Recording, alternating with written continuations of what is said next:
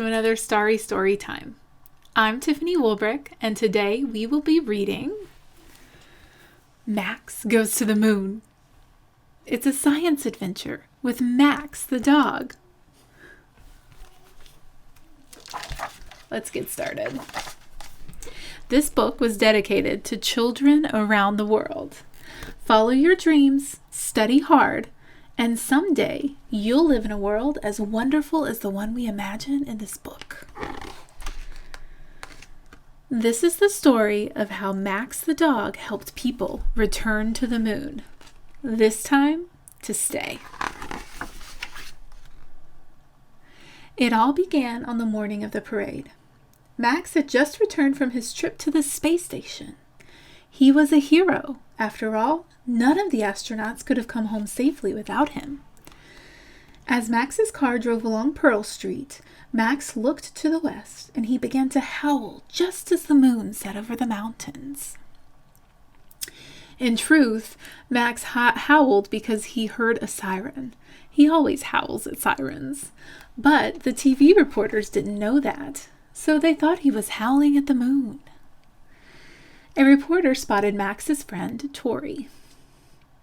"Why did Max howl at the moon?" he asked. "I'm not sure," said Tori.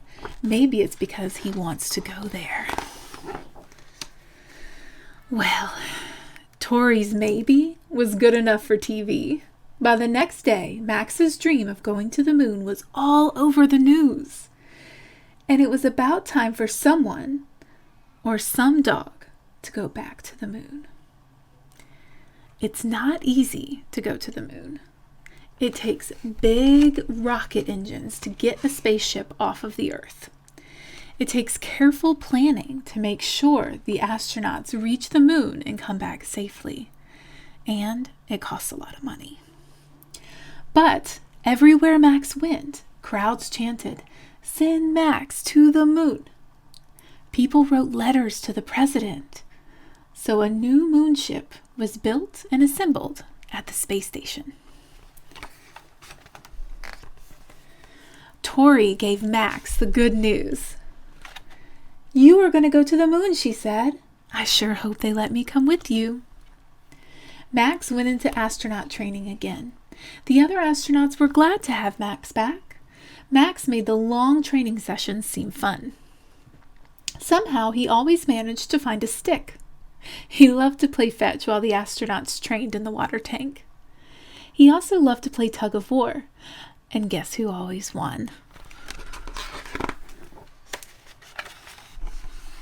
Tori thought that Max should know a little history before he left on his trip.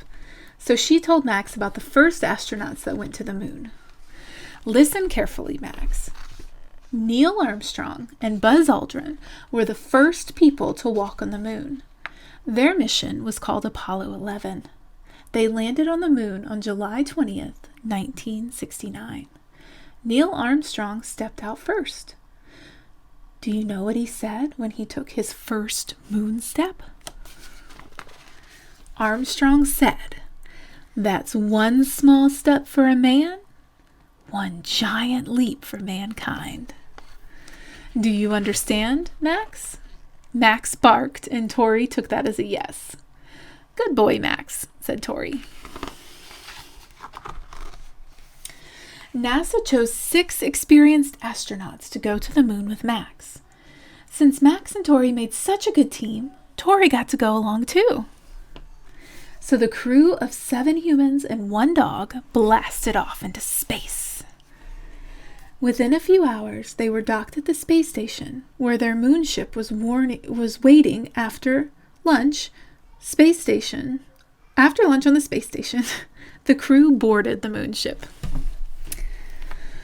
The crew fired the moonship's rocket engines to gain speed, leaving Earth orbit. Once on their way, they turned off the engines and coasted towards the moon. The trip took a little more than 2 days. Soon, the moon loomed large in the window, with the Earth far behind. The crew turned the ship around, so firing the rocket engines slowed it down. As the moonship neared the surface, the blast from its engines kicked up a cloud of moon dust. It settled gently on the moon.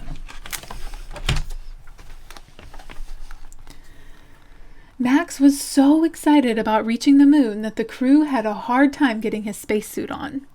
It took 3 of them just to hold Max while the others pulled the spacesuit over his legs. Tori made sure that Max's tail went in the right place. Then they closed all the buckles and attached his helmet.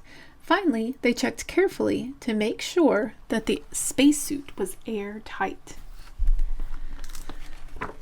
When they opened the airlock, Max jumped out. You should have seen the look on his face. He went much higher and farther than he had expected. It also took him much longer to come down than he was used to on Earth. Tori watched out the window and said, "That's one giant leap for a dog." It's true that this would happen on the moon because there's much, much less gravity on the moon. There is gravity, but because the moon's much smaller than Earth, there's a lot less of it. So you would walk and jump differently on the moon. For posterity, the astronauts fenced off the spot where Max made his first paw prints on the moon. There is no wind or rain on the moon, so these paw prints are still there today, even though it has been many years since Max's first moon trip. Max thought it would be fun to play with a stick. He didn't see any, so he decided to look behind a big rock. But when he poked his head into the rock's shadow, he couldn't see a thing. It was darker than the darkest night, and cold too. Max leaped backwards with a look of surprise and worry. Tori bounded over to calm him down. "It's okay, Max. You're a good dog. Just try and stay out of the shadows. Anyway, you won't find any sticks on the moon. Nothing lives here, so there aren't any trees. Here, I brought a frisbee for us to play with."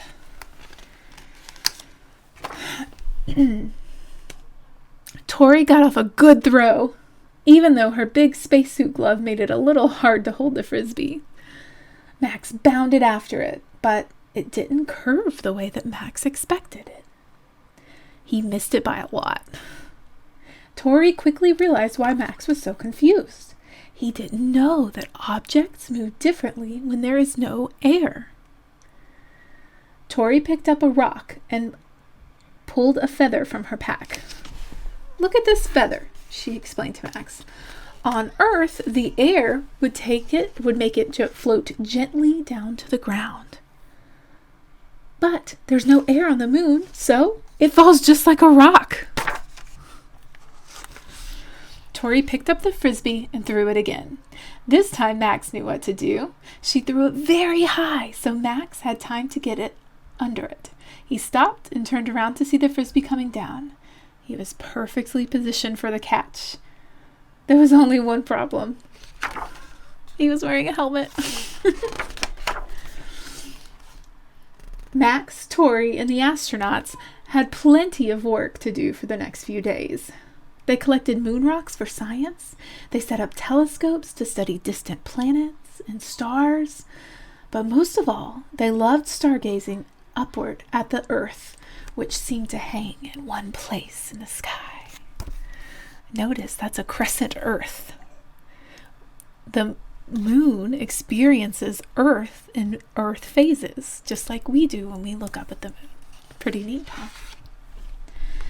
Soon, the longer shadows told Max and the crew that darkness was coming.